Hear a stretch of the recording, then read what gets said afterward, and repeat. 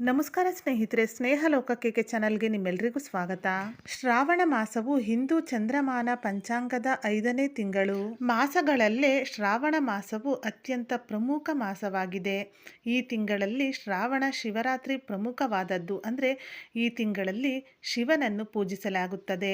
ಶ್ರಾವಣ ಮಾಸದಲ್ಲಿ ಬರುವ ಸೋಮವಾರದಂದು ಶಿವನನ್ನು ಪೂಜೆ ಮಾಡಿ ವ್ರತವನ್ನು ಆಚರಿಸುತ್ತಾರೆ.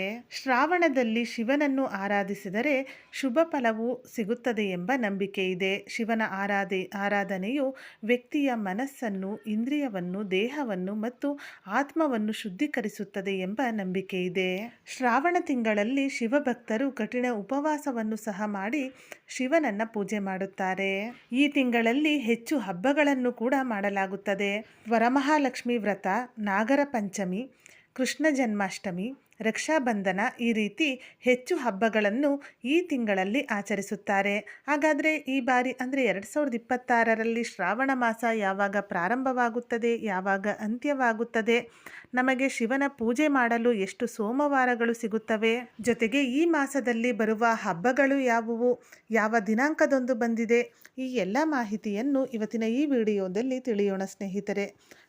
ಅದಕ್ಕಿಂತ ಮುಂಚೆ ನೀವಿನ್ನೂ ನನ್ನ ಚಾನಲ್ನ ಸಬ್ಸ್ಕ್ರೈಬ್ ಮಾಡ್ಕೊಂಡಿಲ್ಲ ಅಂದರೆ ದಯವಿಟ್ಟು ಸಬ್ಸ್ಕ್ರೈಬ್ ಮಾಡ್ಕೊಳ್ಳಿ. ತಪ್ಪದೆ ಬೆಲ್ಲೈಕನನ್ನು ಕೂಡ ಕ್ಲಿಕ್ ಮಾಡಿ.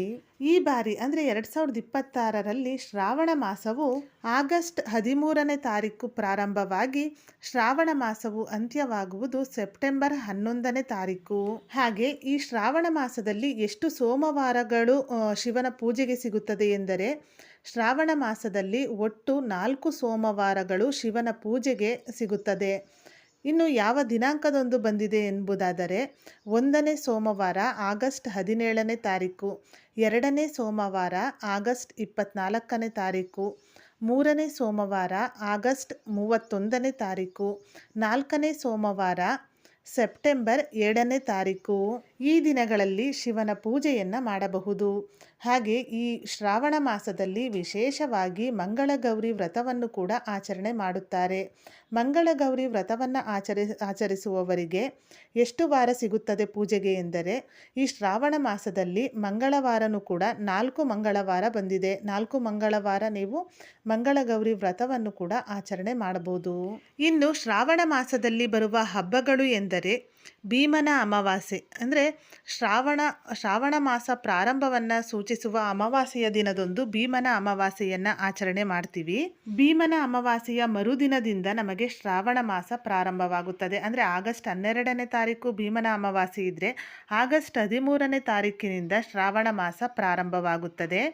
ಈ ಮಾಸದಲ್ಲಿ ಬರುವ ಹಬ್ಬ ಅಂದರೆ ನಾಗರ ಪಂಚಮಿ, ವರಮಹಾಲಕ್ಷ್ಮಿ ವ್ರತ, ರಕ್ಷಾಬಂಧನ ಅಂದರೆ ನೂಲು ಹುಣ್ಣಿಮೆ, ಶ್ರೀಕೃಷ್ಣ ಜನ್ಮಾಷ್ಟಮಿ, ಜೊತೆಗೆ ಶ್ರಾವಣ ಅಮಾವಾಸ್ಯೆಯೊಂದಿಗೆ ಶ್ರಾವಣ ಮಾಸವು ಮುಕ್ತಾಯವಾಗುತ್ತದೆ.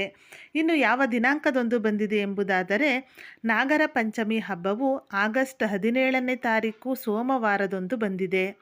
ವರಮಹಾಲಕ್ಷ್ಮಿ ವ್ರತವು ಆಗಸ್ಟ್ 21ನೇ ತಾರೀಕು ಶುಕ್ರವಾರದಂದು ಬಂದಿದೆ. ರಕ್ಷಾಬಂಧನ ಅಥವಾ ಶ್ರಾವಣ ಪೂರ್ಣಿಮೆ ಆಗಸ್ಟ್ 28ನೇ ತಾರೀಕು ಶುಕ್ರವಾರದಂದು ಬಂದಿದೆ.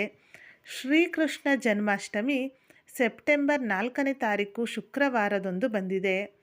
ಶ್ರಾವಣ ಅಮಾವಾಸ್ಯೆಯು ಸೆಪ್ಟೆಂಬರ್ 11ನೇ ತಾರೀಕು ಶುಕ್ರವಾರದಂದು ಬಂದಿದೆ. ಇದರೊಂದಿಗೆ ಶ್ರಾವಣ ಮಾಸವು ಮುಕ್ತಾಯವಾಗುತ್ತದೆ. ಸ್ನೇಹಿತರೆ, ಈ ವಿಡಿಯೋದಲ್ಲಿ ಈ ಬಾರಿ ಅಂದರೆ 2026ರಲ್ಲಿ ಶ್ರಾವಣ ಮಾಸ ಯಾವಾಗ ಪ್ರಾರಂಭವಾಗುತ್ತದೆ, ಯಾವಾಗ ಅಂತ್ಯವಾಗುತ್ತದೆ, ಶ್ರಾವಣ ಮಾಸದಲ್ಲಿ ಬರುವಂತಹ ಪ್ರಮುಖ ಹಬ್ಬಗಳು ಯಾವುವು, ದಿನಾಂಕ ಏನು, ಈ ಎಲ್ಲ ಮಾಹಿತಿಯನ್ನು ತಿಳಿಸಿದ್ದೇನೆ. ಇವತ್ತಿನ ಈ ವಿಡಿಯೋ ನಿಮಗೆ ಇಷ್ಟವಾದಲ್ಲಿ ವಿಡಿಯೋನ ಲೈಕ್ ಮಾಡಿ, ಹಾಗೆ ನಿಮ್ಮ ಫ್ರೆಂಡ್ಸ್ ಆ್ಯಂಡ್ ಫ್ಯಾಮಿಲಿಗೂ ಈ ವಿಡಿಯೋವನ್ನು ಶೇರ್ ಮಾಡಿ.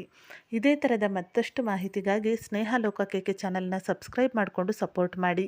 ಕೊನೆ ತನಕ ವಿಡಿಯೋ ನೋಡಿದ ಎಲ್ಲರಿಗೂ ಧನ್ಯವಾದಗಳು. ಸರ್ವೇ ಜನ ಸುಖಿನೋ ಭವಂತು.